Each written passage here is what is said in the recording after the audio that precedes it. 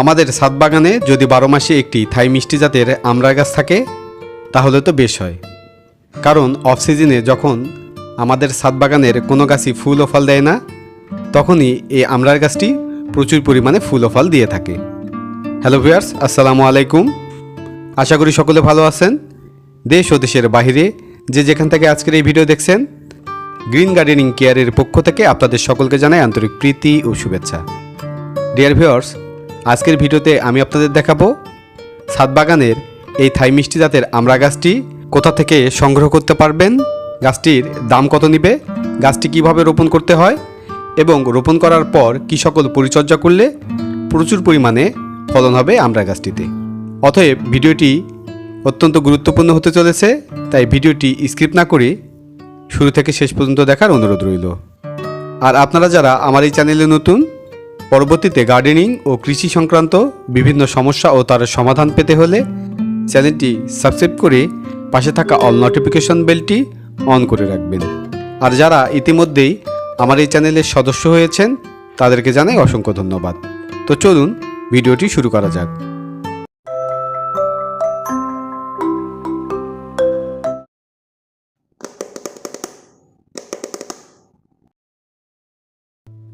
বর্তমানে প্রায় সব নার্সারিতেই এই থাই জাতের মিষ্টি 12 মাসির আমড়ার গাছটি পাওয়া যায়। আমি এই আমড়ার গাছটি পাশের এক নার্সারি থেকে ক্রয় করে এনেছিলাম। গাছটির দাম নিয়েছিল মাত্র 200 টাকা।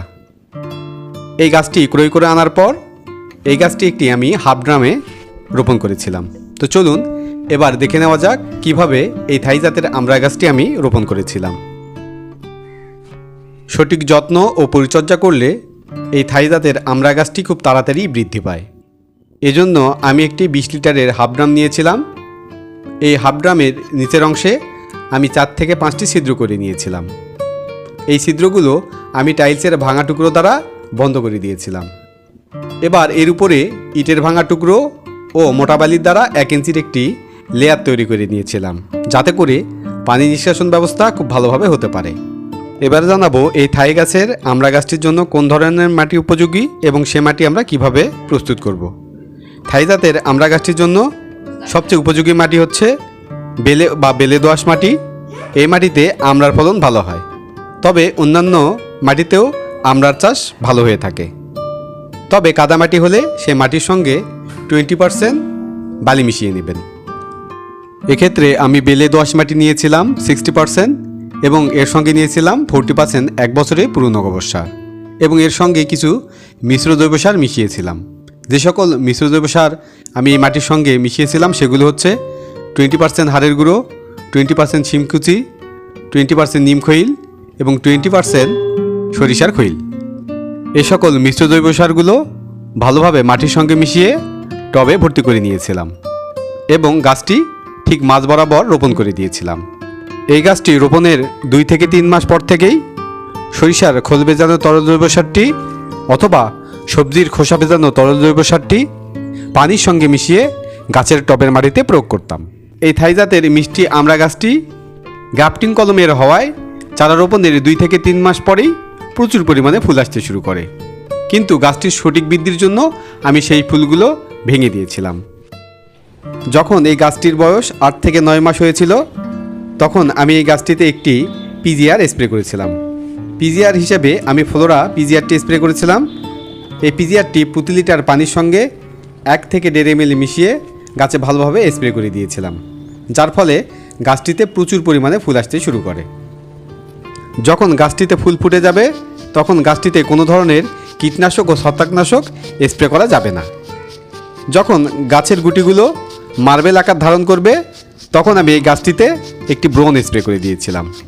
ব্রোনের অভাবেও গাছের গুটি সব ঝরে যেতে পারে, তাই এক্ষেত্রে আমি প্রতি লিটার পানির সঙ্গে 2 গ্রাম ব্রোন মিশিয়ে গাছে ভালোভাবে স্প্রে করে দিয়েছিলাম, যার ফলে প্রত্যেকটা গুটি থেকেই প্রায় ফল সেট হয়েছিল।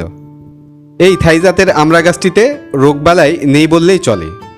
যখন ছাদ বাগানের অন্যান্য গাছগুলোতে যখন আমি কীটনাশক ও ছত্রাকনাশক স্প্রে করি তখনই এই থাই জাতের মিষ্টি আমড়া গাছটিতে আমি কীটনাশক ও ছত্রাকনাশক স্প্রে করি। এই থাই জাতের আমড়া গাছটি যেহেতু সারা বছরই ফলন দিয়ে যায়, তাই এই গাছের টবের মাটিতে বছরে 2 থেকে 3 বার মিশ্র জৈব সারটি প্রয়োগ করতে হবে। বারোমাসি হওয়ার ফলে এই আমড়া গাছটিতে প্রায় সারা বছরই ফুল ও ফল থেকে যায়, তাই প্রুনিং করার কোনো সময় পাওয়া যায় না। তাই যখন আমড়া গাছটি থেকে ফলগুলো উঠিয়ে নেবেন তখন বোটা থেকে না উঠিয়ে ফলগুলো সহ ডালটি কেটে নেবেন, এতে করে প্রুনিংয়ের কাজটিও সেরে ফেলা যায়। আর ঠিক এভাবেই কম যত্ন ও পরিচর্যাতেই আমাদের ছাদ বাগানের প্রচুর পরিমাণে আমড়া ফলবে।